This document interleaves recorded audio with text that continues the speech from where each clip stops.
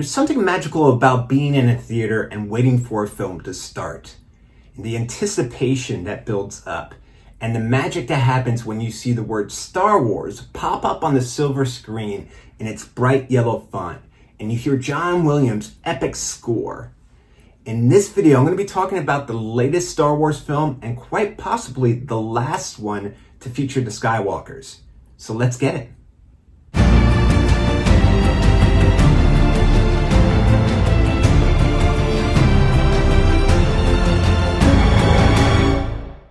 Hi, I'm Lenny, and in this video, I'm going to discuss Star Wars Episode 9, titled The Rise of Skywalker. This was directed by J.J. Abrams, who also directed Episode 7, The Force Awakens. The film's rated PG-13, and we got a runtime of 2 hours and 21 minutes. So straight up, right out the way, I'm going to let you know this is going to be a non-spoiler review. I am not going to ruin this film for you. I'm just going to speak in general terms, in general sense, and let you know what I thought about the film overall. Episode 9 is the conclusion of the 9-part Star Wars saga that I grew up with, beginning with 1977's Episode 4, A New Hope, picking up with 1999's Episode 1, The Phantom Menace, and then reintroducing the saga to millions of new fans and old fans alike with Episode 7, The Force Awakens, beginning in 2015, and The Rise of Skywalker concluding in 2019. So again, as I mentioned, this is a saga that I have grown up with. Tons of us have grown up with this saga. So it's with joy and bittersweet sorrow that I embrace this film, knowing that this is the end of an epic tale of good versus evil.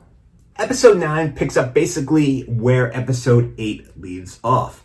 Kylo Ren is now the new supreme leader of the First Order, and he is looking for Rey. Kylo Ren and his Knights of the Ren are on the search for the Resistance, basically close to snuffing them out once and for all. But for Kylo, it's also a personal mission because he's on the lookout for Rey, who he's been searching for basically since this 3-part saga has begun, because there's a kindred connection there. As Rey continues her Jedi training, Finn, Poe, Chewie, and the rest of the Resistance, led by General Leia Organa, she is a general, she's no longer just a princess. The rest of the Resistance continue to search and finish off the First Order before the spark of the rebellion is completely put out. But all in all, the meat and potatoes of the story, of the saga, since day one, since The Force Awakens, is the relationship between Rey and Kylo. How you doing, Kylo? How you doing, Rey? Let's be friends. Let's be frenemies. We'll figure it out later. Yay! And their relationship and the connection that they have together. For good or ill, these two are connected. What are my thoughts on The Rise of Skywalker? It's a great film. And what I love about this one is that there are no unnecessary side quests. I don't feel like there's any time wasted in a search or a rescue mission that's going to distract from the story.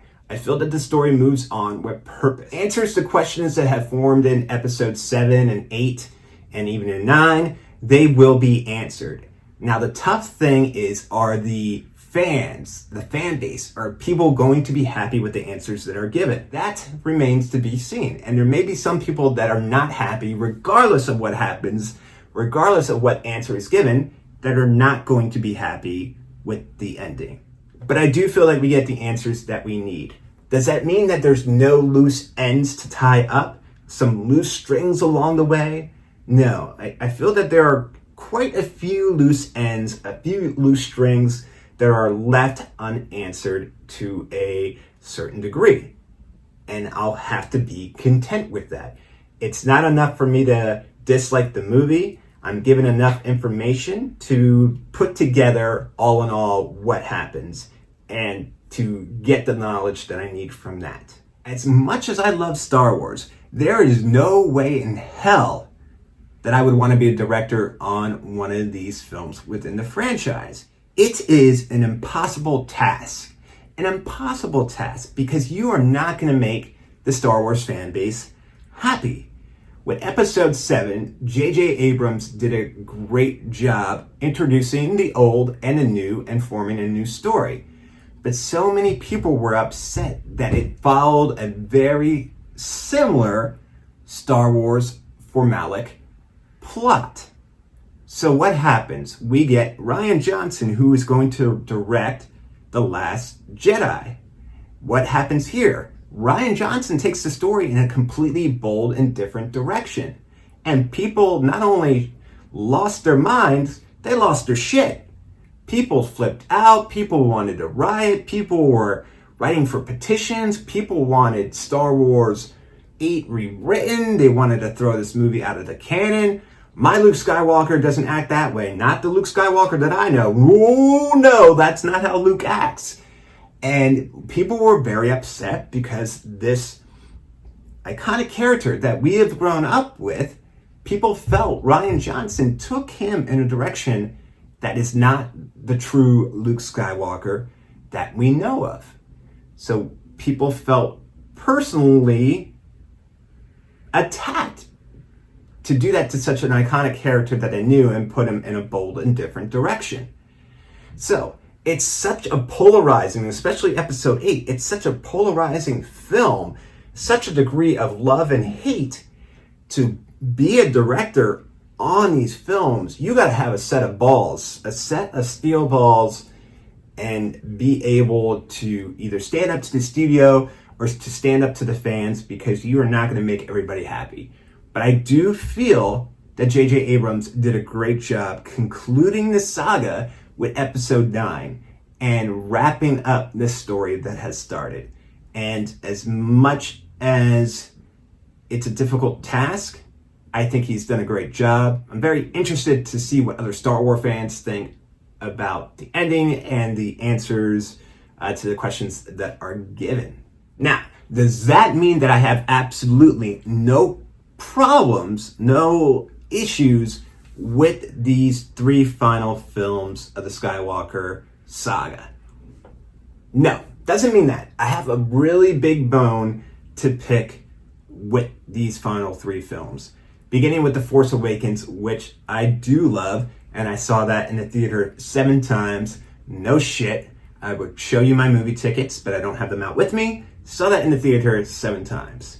Here's my main big issue, and it's actually a heart-crushing issue as a major Star Wars fan. Here we had the opportunity with these 3 films to have Han Solo, Luke Skywalker, General Leia, Chewie.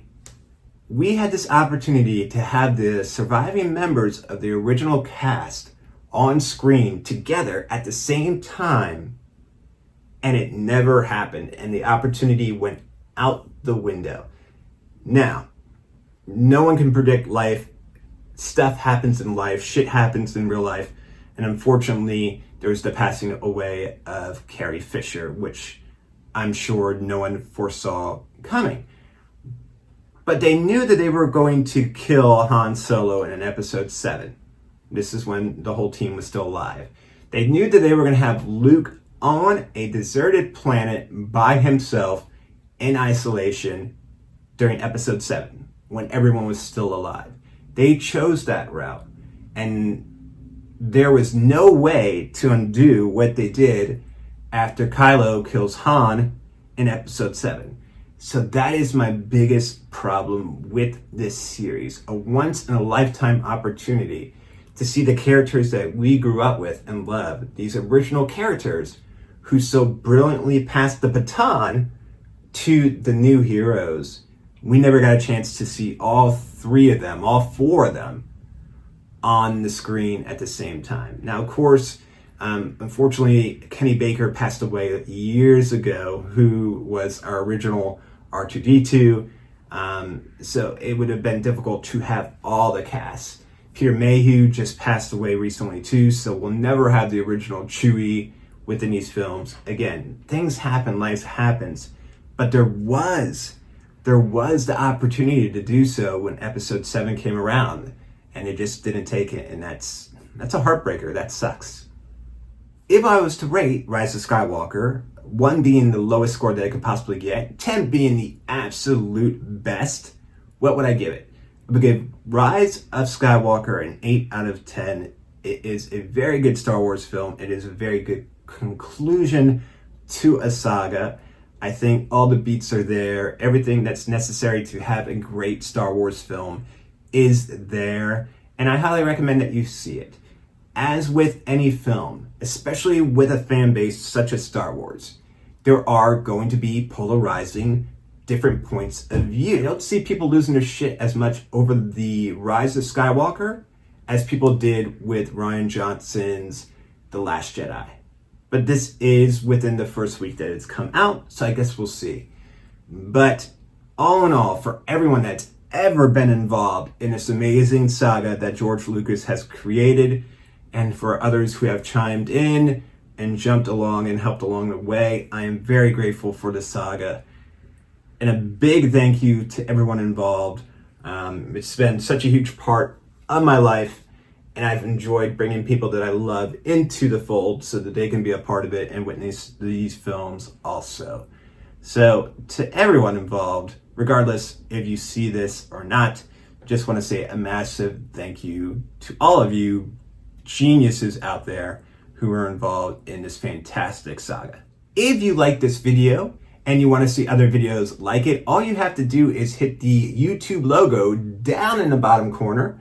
You'll subscribe to my channel and you'll get a notification anytime I upload a new video.